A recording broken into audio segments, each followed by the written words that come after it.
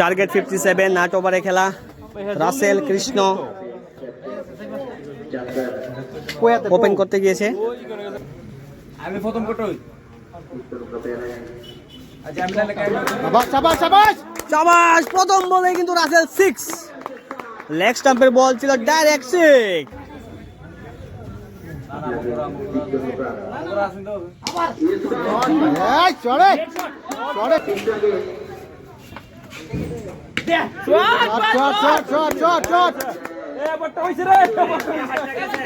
চাবাস good batting. এদিকে মারিস এদিকে গেছে না গেছে না গেছে না গেছে না তারে তারে